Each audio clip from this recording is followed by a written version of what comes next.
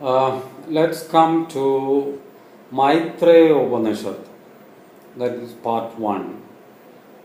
If anyone cannot read all the 108 Upanishads written in ancient India, it is enough that he or she studies one Upanishad.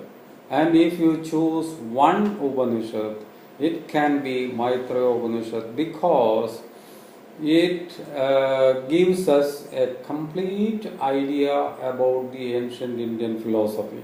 This is not what I have said. If you cannot read 108 Upanishads, you just study one Upanishad. That is enough for your salvation.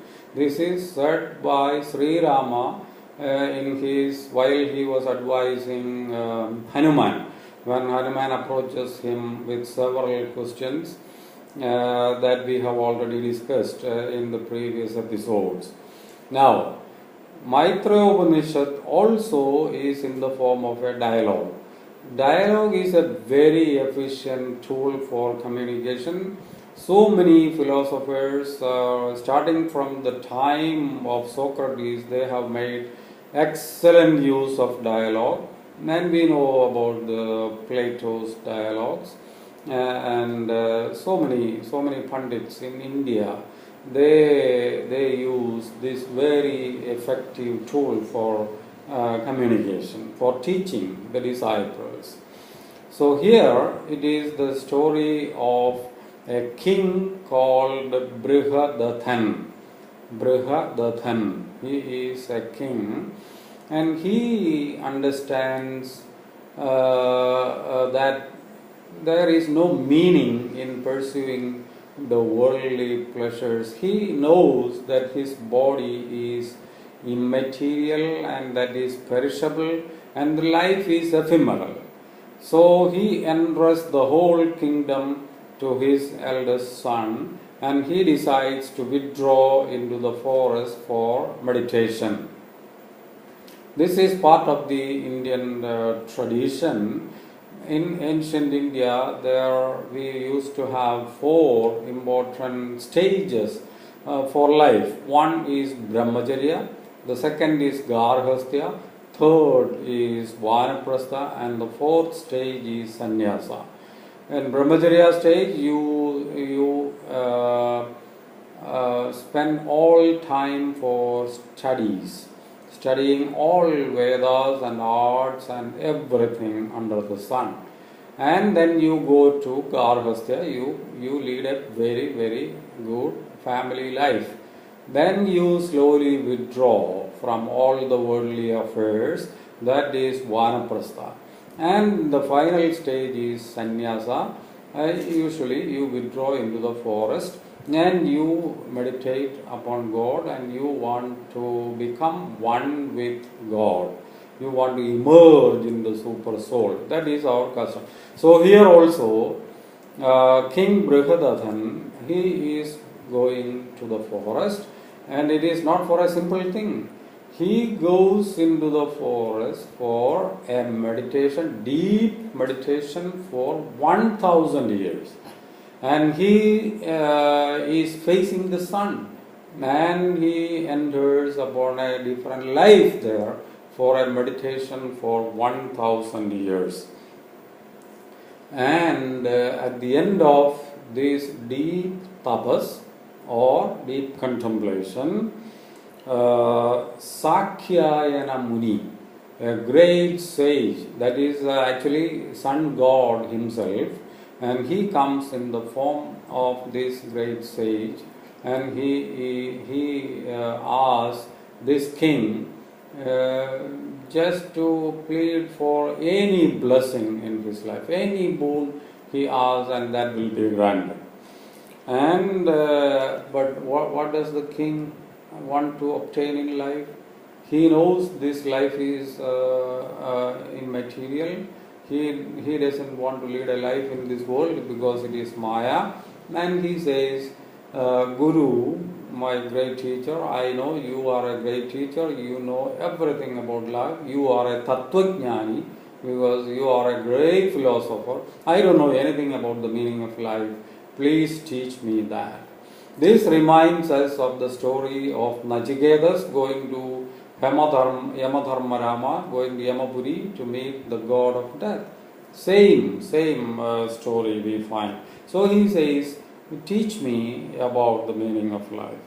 And just as we see in Upanishad, this great sage Sakhyayana, he asked the king to choose any other blessings, any other request he is ready to grant. But the king, he was on deep meditation for 1000 years. He is very committed, he is adamant, he wants to know the real meaning of life. And he says, you are a great teacher. What do I see around me? The seas dry up, mountains collapse, even the pole star falls, trees are uprooted, earth melts into the seas, even gods lose their place. They lose their place, they lose their position. Even gods, they face with this kind of a plight. Then what is the meaning of a life in this world? So you please teach me about eternal life. What do I do for eternal life? This is like Nicodemus and so many others coming to Jesus Christ. Guru, great teacher. What should I do to inherit heaven or to gain eternal life? Same question we find this disciple is asking this great sage. Because I am caught up in this Maya, in this cycle of births and deaths. I want to escape. See, and he says, I am like a frog in the well. Actually, this is from Maitreya Upanishad that even Swami Vivekananda has taken this image, because in his Chicago address, he cites this example of the frog in the well. So, I am like a frog in the well, so you please teach me. I don't want any other thing in this world. So, the great sage was very much pleased, because you find a very committed disciple here. So, in stanza 3 of part 1, we get a very detailed description about the perishable nature of the human body, an elaborate discussion about what the body is and how it is meaningless, actually, how this body is ephemeral, that we get. All its components are portrayed, the body parts, and how it is not very important in this world. And the king says, you please help me, because this is my condition.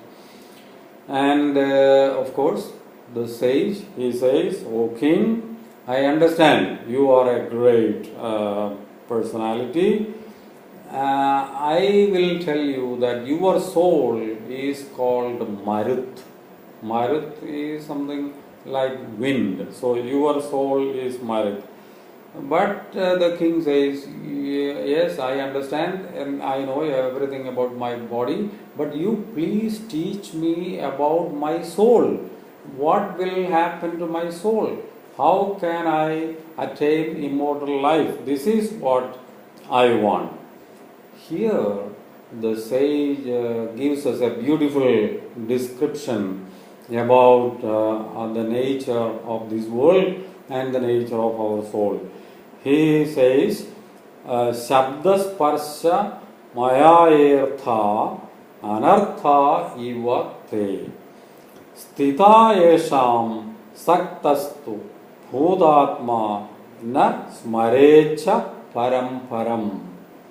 All things related to Shabda, that is word, and Sparsha, that is touch, will lead to temptations. And a soul entangled in these will find it difficult to attain moksha. So, but the essence of his teaching comes in the following stanza. That's a beautiful explanation about our life. Tapasa prapyate sattvam, sattat samprapyate manaha, manasa prapyate atma, atma patya nivartate. So, this gives a very, very important idea about our mind and our soul, and this we will discuss in the second part of Maitreya Upanishad.